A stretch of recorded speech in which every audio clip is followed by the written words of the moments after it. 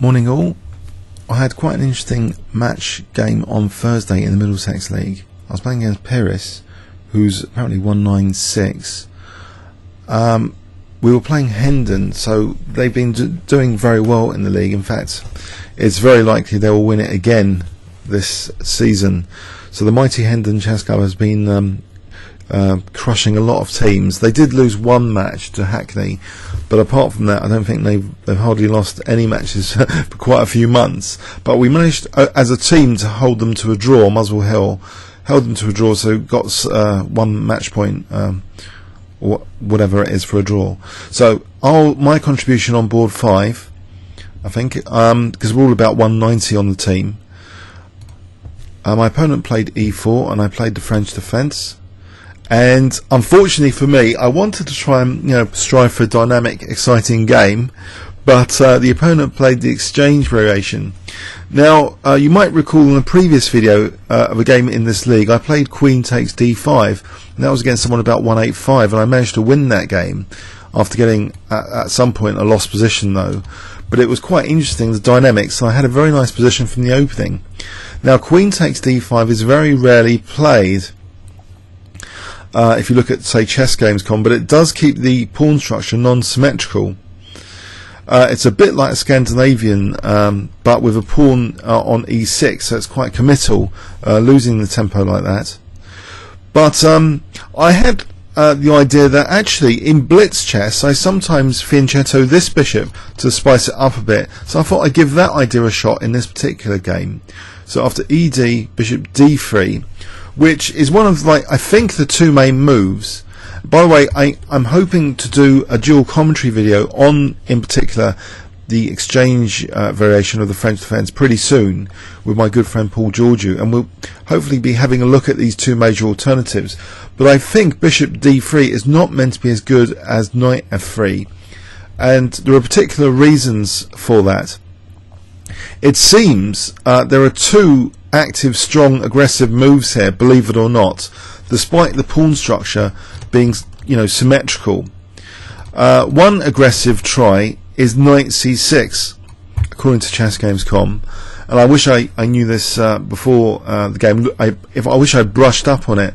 The idea that is knight f3, you can play bishop g4, pinning that knight, and if this bishop doesn't want to waste time going back to e2, that's an annoying pin. But furthermore, with these two pieces now deployed, black is ready for queen d7 and castling queenside. So say castles, you can play bishop d6 to be able to guard the check with knight ge7. And black is now in a position not to just routinely castle kingside, but to play queen d7. And this looks like a lot of fun to castle queenside. Now let's go back. I'm not really an expert. We'll have a detailed video on this channel, I hope, soon. But bishop d3, knight c6, you might wonder, well, what about knight ge2, avoiding the pin? There's another aggressive move here, queen h4, recommended by chessgames.com. So this can be annoying. If knight d2, maybe I think bishop g4 now. So there's ways of annoying white from the symmetrical with simply knight c6 here, quite intriguing, against bishop d3. So I'm wondering if bishop d3 is actually a strong move. It's one of the weaker moves that white can try. So anyway, I played g6 because I had that in mind in playing this variation. I should really brush up on that more mainstream way of getting some dynamism. It's very important to try and get a dynamic position from the opening. It does set the scene for the rest of the game. It doesn't matter how good, resourceful you are later. If you start on with a handicap, or a handicap in terms of not being able to generate much dynamism, there's less room for doing so, as this game, very clearly shows. After g6, my opponent actually played knight e2, so he's avoiding the pin on f3. And actually I find it a little surprising that he played that, yeah, because it looks a bit odd. Okay, so after bishop g7, white castles, knight e7, and now bishop f4, I castle, and now c3, and actually, this setup is very good, actually, against this fianchetto. you know, that rock solid, you know, granite to the bishop. What can black do here? The e file is shared by both players. Now if white wants to draw, you know, if these rooks are all coming off, imagine the scenario the rooks are coming off via the e file, which is the only open file, then what, you know, potential is there for one side winning? It would have to be a long grinded endgame. Unfortunately, I was using a lot more time than the opponent for quite a lot of these moves. I play him bishop f5 because I thought the logical basis for this, to weaken the light squares. If I get off the light squared bishops, weaken the light squares. He took a little bit to my surprise, but knight g3 is coming up soon to challenge that knight. For the moment, knight 1 to d2. After knight c6, which I'm not really sure about now actually, maybe if I aim for c5, I'm always risking getting an isolated queen's pawn, that's the thing. But knight g3 challenging the knight on f5, and I simply take, and he takes with the h pawn, which is seemingly quite interesting. Why would he take with the h pawn? In fact, he's plotting later to use the h file. For the moment, I thought I have an aggressive move here. I play g5, I kind of squash that bishop back, and I play f5 as I'm threatening to trap it now. Knight f3, making way for the bishop to retreat backwards if needed. Now here, I don't play f4 because I'm thinking I'd weaken my light squares a bit prematurely if I play f4. If we have a quick look at this, f4 takes, say bishop d2. The problem I saw is that white can usefully use knight h2 in this position, but it looks a bit passive. You know, I'm not really that convinced looking at this now. This f4 move looks plausible. Let's just check this with an engine, because the fianchetto at least would mean less weaknesses for my king. But f4, now it seems to like white for some reason technically. So after bishop d2, say queen d7, which looks aggressive going into g4, rook e1, queen g4.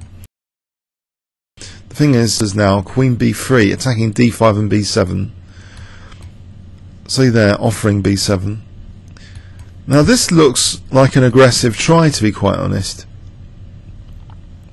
A very aggressive try. But it's coming out as about equal for some reason.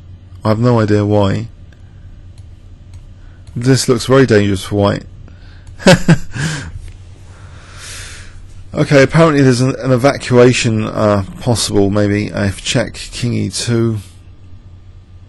Alright, so that's interesting anyway, this idea of just f4 to get in queen d7. It looks aggressive.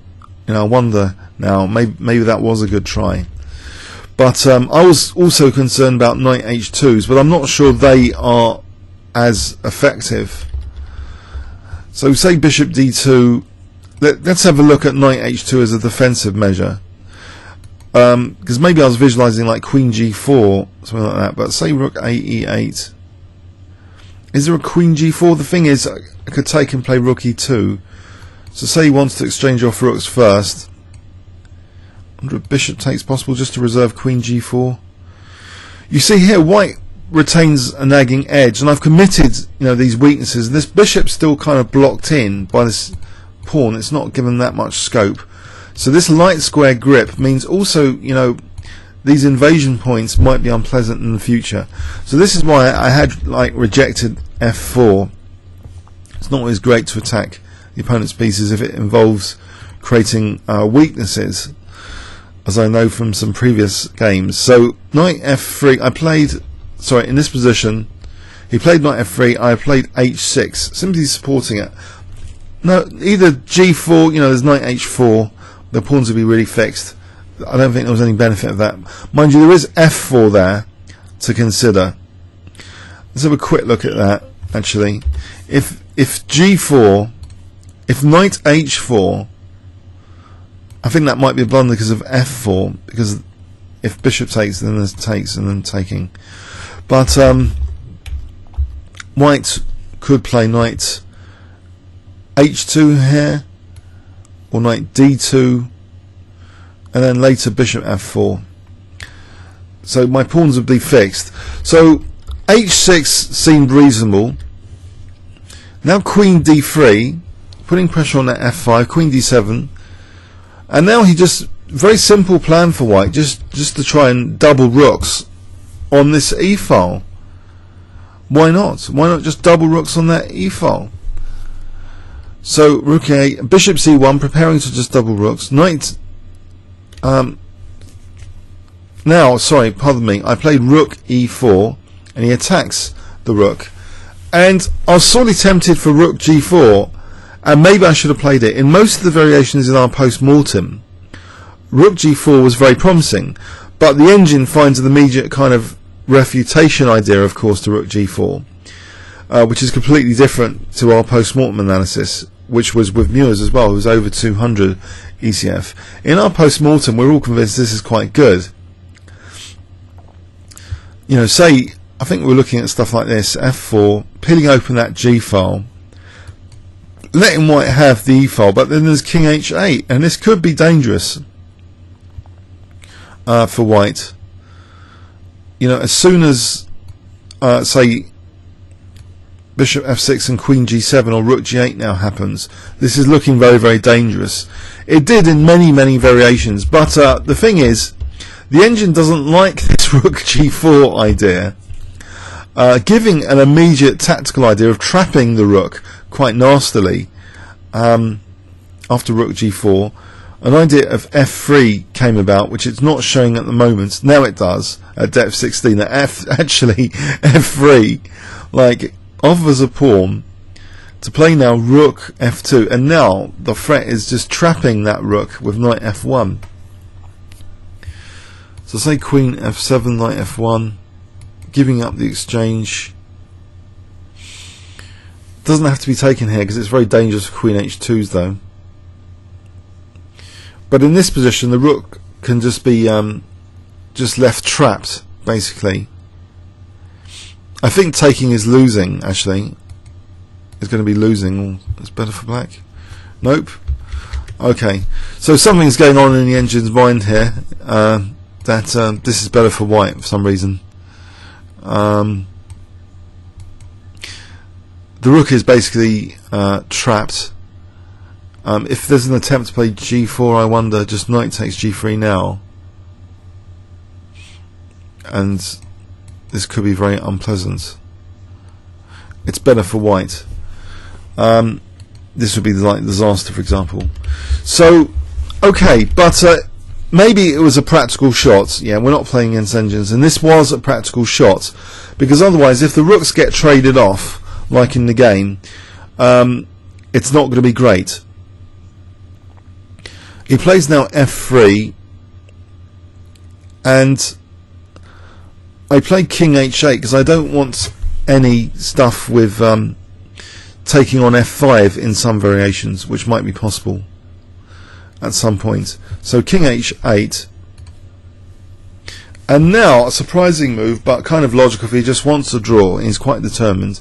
He plays king f2, simply supporting the rook exchange, and to play rook e1.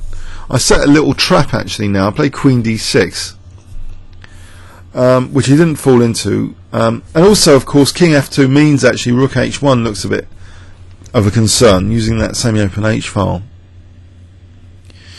But this little trap I've set, you know, if he does take here, I haven't checked this with an engine, I thought here I've got a neat move in this position if he goes for this pawn here. Can you spot it? If I give you 10 seconds. Okay. Knight takes d4, because that would be embarrassing for the king, and I think black's better anyway if white moves, because now this diagonal is dangerous. Say knight e6, this diagonal can be used. Let's just engine check that just to make sure that that is the reality of this trap. So say queen takes f5, knight takes d4. Yes, it seems a crushing idea. In fact, rook e2 check here. If here, then there's queen g3 mating, or worse, force mating 3. So unfortunately for me, he didn't go into that trap, which what was neat. So Queen D6, he just plays Rook H1. And okay, I play F4, which I don't know really what to do here. He is threatening again, Rook takes and Queen F5. Now, engine point of view here, just out of interest. White's slightly better, apparently. So, this is good for someone that doesn't want to learn tons of opening theory, it seems, the exchange French. Unless black knows what they're doing and tries for one of the dynamic aggressive lines, I've gone into a kind of drawing mire here, a bad position. You know, it could be easy to lose this, because I'm 20 minutes down on the clock. We haven't reached the time control, but I'm only going to get an extra 15 minutes for all the remaining moves on this Middlesex League time control. So I play knight d8 here, with the idea that maybe, you know, c5, knight e6, to just try and undermine this pawn chain. But he exchanges off rooks, and he plays rook e1, which king f2 supports. And I started thinking, why did I play the French defence? I was thinking about playing the Sicilian at the start of the game for a change. Anyway, I just take the rook and offer a draw out of frustration, and he accepted it quite gladly and immediately, actually.